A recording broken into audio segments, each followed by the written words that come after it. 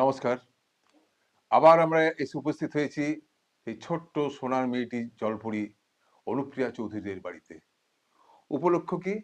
উপলক্ষ এই 22শে ডিসেম্বর সে বাংলার হয়ে প্রতিনিধিত্ব করতে গেছিল এই সুদূর ম্যাঙ্গালোরে, এবং সেখানে গিয়ে ফিন সুইমিংয়ে সে এবার ফার্স্ট হয়েছে, গোল্ড মেডেল এনে দিয়েছে। শুধু গোল্ড মেডেল নয়, সর্বকালীন রেকর্ড করেছে। এর আগে আমরা যখন এসেছিলাম তখন সেবারে সে দিল্লিতে এই ফিন সুইমিংয়ে তৃতীয় হয়েছিল। এবার একেবারে গোল্ড মেডেল, এবং সেই সঙ্গে এই 200 মিটারে যেমন গোল্ড মেডেল পেয়েছে, আবার 50 মিটারেও সে এনে দিয়েছে বাংলার জন্য সিলভার মেডেল। এখন মুখোমুখি হচ্ছে আমরা তার। প্রথম অনুভূতি আমি একটুখানি প্রথমে ভয় পাচ্ছিলাম কি হবে, একটা বড় কম্পিটিশন, কনফিডেন্স একটু লো ছিল।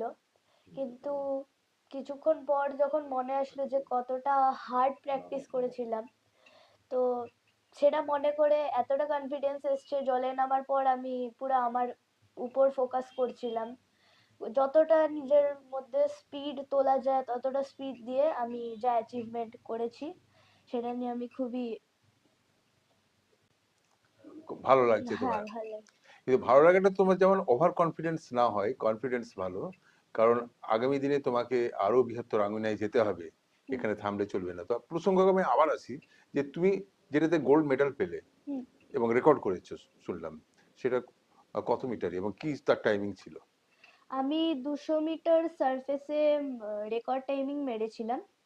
আমার টাইমিং ফার্স্ট হয়েছে যে তার টাইমিং ছিল 2.17.80, হুম। এবং রেকর্ড টাইমিং যেটা আগে ছিল আমার ভাঙার আগে সেটা ছিল 2.20.19, সেটাকে আমি 3 সেকেন্ডে ভেঙেছিলাম। হুম।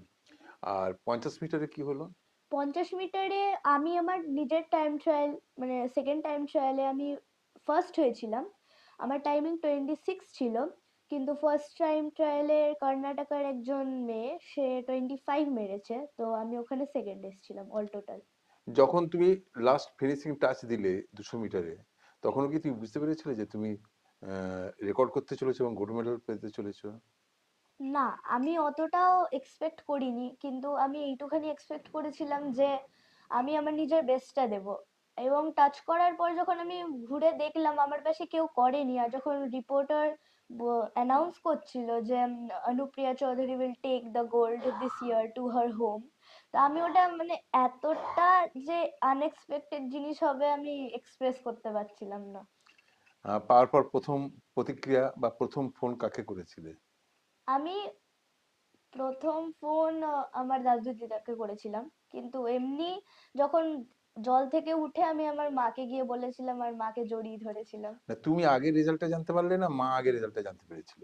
আমি আগে জলে জানতে পেরেছিলাম রিপোর্টার যখন বললো, আর মা তো উপরে আগে জানতে পেরে গেছিল। হুম। আর বাবাকে কখন জানালে এই খবরটা? বাবাকে জানিয়েছি আগে, দাদু দিদাকে ফোন করে তারপরে বাবাকে জানিয়েছি, কারণ এমনিতেও বাবা দেখছিলই টিভি থেকে বাড়িতে। স্কুলেতে জানিয়েছো? না, এখনো জানানো হয়নি। জানানো হয়নি।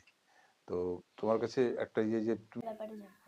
সুইমিং এর যেমন সব খেলাতেই একটা করে র্যাঙ্কিং এর ব্যাপারটা থাকে, একটা তো সেখানে তোমার র্যাঙ্কিংটা কি রয়েছে? 1 নম্বর না 2 নম্বর না 5 না, নম্বর? সেটা আমাদের কোনো জানানো হয় না এখন। জানানো হয়নি। না। তাহলে আগামী দিনে তোমার ইচ্ছা আছে যে আন্তর্জাতিক আঙিনায় নামবে? হ্যাঁ। হুম। আর একটা কথা হচ্ছে যে এই যে সাফল্য, এই সাফল্যের পিছনে তোমার অবদান কাকে কাকে দিয়ে, মানে তুমি কাকে কাকে তোমার কৃতজ্ঞতা বলো, ভালোবাসা বলো, বা তোমার এই সাফল্যের জন্য কাদের অবদান রয়েছে তোমার পিছনে, যদি একটু বলো। প্রথমেই আমি আমার মাকে দেব। মাকে? হুম, সর্বসময় আমার মা আমাকে সাপোর্ট করে গেছে, সব সময়। হুম। আমি হেরে গেলে, যে কম্পিটিশন গুলোতে আমি হেরে যাই সেই কম্পিটিশনটায় উঠে আর যখন একটু কান্না পায়, মানে বুঝতে পারি না কি করব, কষ্ট হয়, তখন মা অলওয়েজ পাশে থাকে। মা মা কি বলে, বকাঝকা করে না তোমাকে, তোমার ভুলগুলো বুঝিয়ে দেওয়ার বলে? আমার ভুল বুঝিয়ে দেয়, আমার মা বকে না। আচ্ছা, তারপর নেক্সট কাকে দেবে, আর কাকে দেবে? নেক্সট আমি আমার বাবাকে দেব। বাবা, তারপর? তারপরে আমার দাদু দিদা আসছে। তারপরে? আর সব থেকে উঁচুতে আমার স্যারকে রাখবো, সব স্যারের থেকে নাম কি? উঁচু। প্রবীর রয়। আর যেখানে শিখছো সেই জায়গাটা? লেকটাউন। Lake Town swimming pool. তুমি তোমার বয়সে এই যে ব্যাপারটা, তুমি একটা অসাধ্য সাধন করলে, হুম। তোমার কাছে আমাদের অনুরোধ, যে আবার বলছি, ওভার কনফিডেন্স হবে না কোনো রকমে, যে বিরাট কিছু করে ফেলেছি সেটা নয়। তোমাকে আরো পরিশ্রম করতে হবে, আরো অধ্যবসায়ের মধ্যে দিয়ে যেতে হবে। তুমি আরো বড় আঙিনায় যাও, সাফল্য পাও, আমরা সেটা চাই। হুম। তো তোমার মতন বয়সী যারা যারা শিখছে, তাদের উদ্দেশ্যে তোমার কি বার্তা আছে, কি মেসেজ যদি একটু দাও? নিজের উপর ভরসা রাখতে, আর যতটা প্র্যাকটিস হার্ড করতে করতে নিজেকে উঁচু করতে, নিজের উপর বিশ্বাস রাখতে যে তুমি করতে পারবে, যেটা আমি রেখেছি বলে আমি ন্যাশনালে যেটা আজকে অ্যাচিভ করলাম। সরকারি কোনো সাহায্য পেয়েছো? না।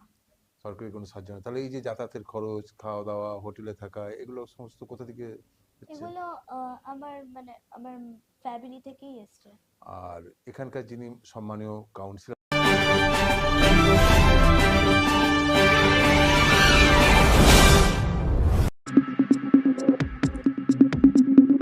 চোখ রাখুন বিশ্ববার্তা টিভিতেই, যার সততাই শেষ কথা। Audio Jungle.